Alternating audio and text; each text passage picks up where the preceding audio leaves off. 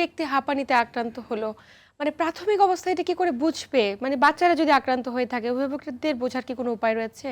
এটা বোঝার জন্য আমরা প্রথম যে জিনিসটা করি হিস্ট্রি নেই, হিস্ট্রিতে রিকারেন্ট অ্যাটাক, দ্বিতীয় হচ্ছে ফ্যামিলি হিস্ট্রিতে তার হাঁপানি থাকতে পারে, আর তৃতীয় যে জিনিস আছে আমরা পরীক্ষা করলে কিছু জিনিস দেখতে পাই, যেমন নাক দিয়ে পানি পড়তেছে, এটা কিন্তু হাঁপানির সাথে অ্যালার্জিক রাইনাইটিস খুব কমন। এবং তার সাথে যখন আমরা তাকে স্টেজে বসাই, বুকে একটা সাঁই সাঁই শব্দ পাই, যে শব্দটা হাঁপানিতেই হয়, বিশেষ করে আক্রান্ত অবস্থায়, সুস্থ অবস্থায় নাও থাকতে পারে। কিছু টেস্ট আছে যে আচ্ছা। টেস্টগুলো দিয়ে আমরা ধরি, যেমন আমরা ব্লাডে টেস্ট করি আইজি লেভেল নর্মাল না বেশি, আমরা স্কিন প্রিক টেস্ট করি, করে বিভিন্ন জিনিসে অ্যালার্জি, যেমন হাউস ডাস্ট মাইটে অ্যালার্জি, খাবারের অ্যালার্জি, এগুলো আমরা ধরে থাকি। আজকাল ব্লাডেও টেস্ট করা হয়, সেই টেস্ট দিয়ে আমরা ধরে থাকি। এটা হচ্ছে অ্যালার্জির বিষয়। আর একটা হচ্ছে অ্যাজমার বিষয়। অ্যাজমার জন্য আমরা যেটা করি, প্রথমে আমরা স্পাইরোমেট্রি করি। স্পাইরোমেট্রিতে যদি অবস্ট্রাকশন থাকে বা শ্বাসনালীগুলো সরু হয়ে গেছে বোঝা যায়, তখন আমরা সালবুটামল ইনহেলার দিই, দিয়ে শ্বাসনালী প্রসারিত করে আবার দেখি যে প্রসারিত হয়েছে কিনা। যদি হয়ে যায় তাহলে আমরা বুঝি এটা অ্যাজমা। যদি এটা না বোঝা যায় তখন আমরা একটা স্পেশাল টেস্ট করি, যাকে বলি ব্রঙ্কো প্রভোকেশন টেস্ট। আচ্ছা। এই টেস্টে আমরা কিছু মিথাকোলিন বারে ইনহেল করাই, করলে ভিতরে কাশি তৈরি হয়, শ্বাসকষ্ট তৈরি হয়। এটা আর্টিফিশিয়ালি তৈরি করে আমরা দেখি যে তার ভিতরে অ্যাজমা বা হাঁপানি আছে কি নাই।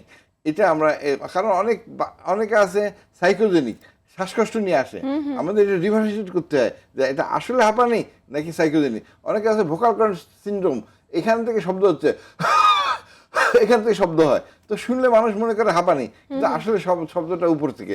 আমরা এগুলো ব্রঙ্কো প্রভোকেশন টেস্ট করে বুঝে থাকি। স্যার একটু জানবো যে মানে আক্রান্তের ঝুঁকিতে তো অনেকেই রয়েছে, পারিবারিক হিস্ট্রি আপনি একটা কথা বলছিলেন, এছাড়া ধুলোবালি, ডাস্ট, অনেকে কিন্তু আবার দীর্ঘদিন ধরে স্মোক করার প্রবণতা রয়েছে আমাদের দেশে। এখন নারীরাও করছে, পুরুষেরাও করছে।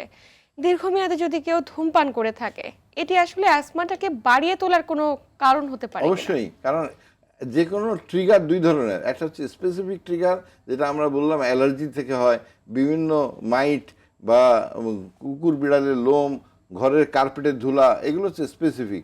আর নন স্পেসিফিক যে ধোঁয়া, তার মধ্যে সবচেয়ে ইম্পর্টেন্ট হচ্ছে ধূমপান। ধূমপান একটা ইরিট্যান্ট, যে কোনো ভিতরে শ্বাসনালীতে প্রদাহ থাকলে, ইনফ্লামেশন থাকলে তার এই শ্বাসকষ্ট হতে পারে।